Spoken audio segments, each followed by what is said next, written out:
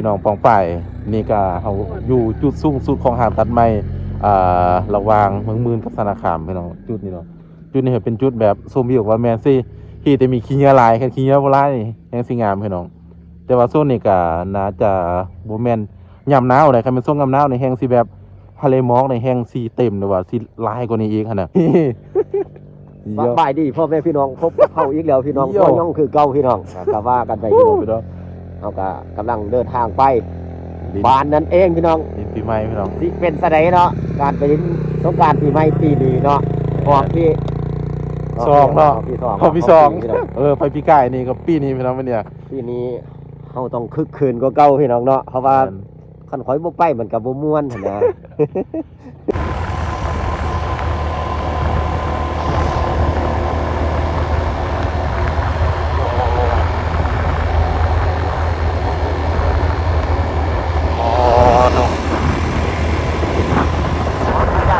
เรียน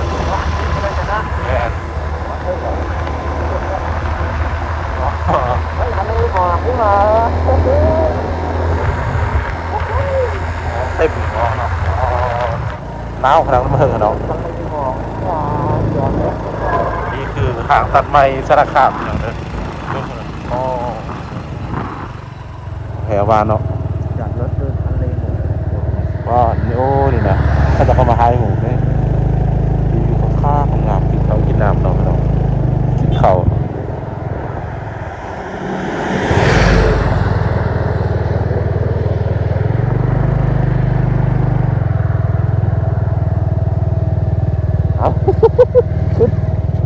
พูดติคุณว่าเราสีกล้าเลยโดยสุดแซ่บเด้อนี่คืออย่างเนาะไปแต่งเนี่ยมาสวนวะจอดรถดูทะเลหมอกกันก่อนนี่คือห่างตัดใหม่สนคามพี่น้องกำลังเนาะมีแวซุ่มวิวนิดนึงก็เนาะตอนนี้เนาะเขาก็กินลมชมวิวจังน้อยเนาะกำลังสิไปสารคามนะพี่น้องตอนนี้ก็มาบนทะเลหมอกกันก่อนเนาะทะเลหมอกป้าบึงพี่น้องพี่น้องมันจะเป็นฟิวนึงเนาะตัวนี้เนาะจะเป็นฟิวนึงวัดโถแต่งตัวรองแห้งมาเลยเนาะแต่งตัวเต็มสุดเลยพี่น้องอย่าลืมนี่พี่น้องเลยอย่าลืมพี่น้องคนหาหลายพี่น้องฝากติดตามเนี่ยพี่น้องเดินทะเลหมอกฟังนี่พี่น้องฝั่งนี้กันรถทันเรียบร้อยทีเบิ่งทะเลหมอกกันหนึ่งกันเนาะโถอันนี้มีอย่างนี้นะจุดชมวิวเนาะจุดชมวิวทะเลหมอกภูแดนเมืองเลยนะตัวนี้เนาะแมนเบิ่งคล้ายผมไปแล้วพี่น้องรถกาคือว่านักเลยเนาะ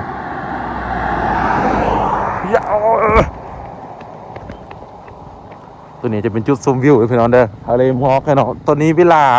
เบิ่งโมงกัน7-8 โมงแล้วพี่น้อง7-8 โมงเป็นวิวนึงก็ว่าแม่เนาะตัวนี้นะนี่สฮีแต่เห็นมาหิมขี้เหงื่อพี่น้องหิมขี้เหงื่อนี่คือสิคักหลายเนาะวิวนึงนั่นแหละตัวนี้นะแม่นรถหุงอรุณเฮาตัวนี้งามลายพี่น้องเลยไปใส่ไอ้สัญญาวะไปสัญญาวะเนี่ย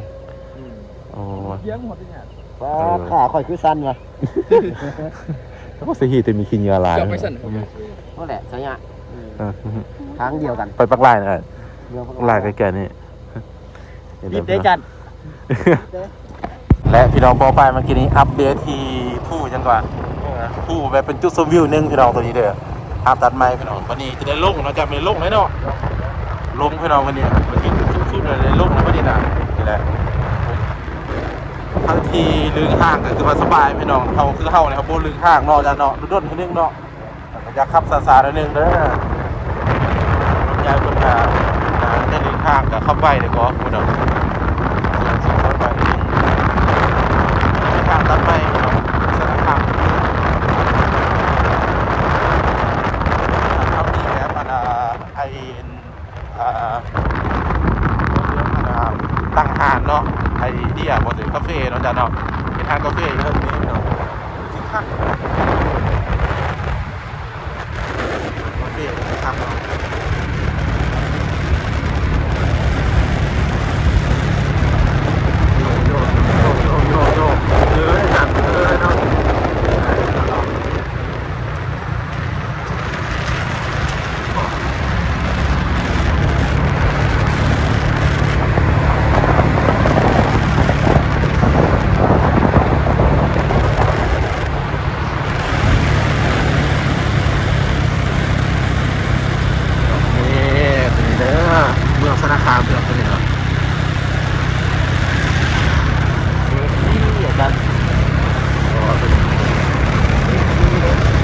เที่ยวเลยเนาะโอ้ผมใช้ได้ทุ่งแล้วเนาะ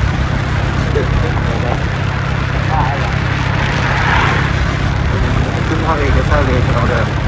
เป็นพวกเข้ามาใช้เกียร์ต่ำลงกระไดเนาะเป็นช่องเลข3เนาะเกียร์ต่ำ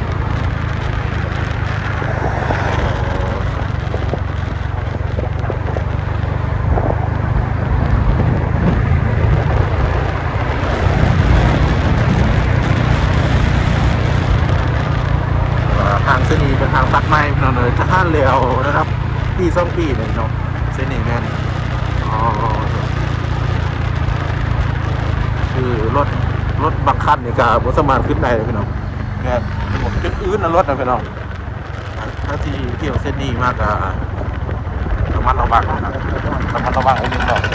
เพราะว่าตัวนี้เห็นบ่ ระวังโดได้ไล่พี่น้อง เบิ่ง มันจะสั้นเนาะพี่น้อง เบิ้งพี่น้องนี่เห็นบ่เบิ้งนี่นี่ มีการที่เป็น พี่บ่นี่นะ ปีน เบิ่งนำกันเด้อพี่น้องนี่นะ ปีเาะ อันตรายทางเส้นนี้นะพี่น้องเห็นบ่เราก็ฝากนาทีนะบ่เกียร์รถมันว่ามีไม่ได้รถเกียร์รถยังพี่น้องอันตรายเนาะ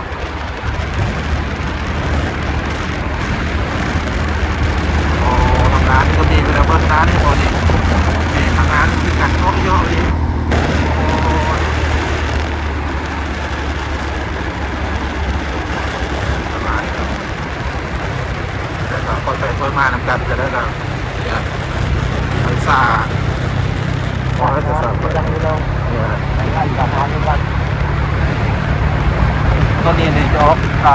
ลงสารคามเลยเมืองเส้นนี้เด้อออกสารคามเลย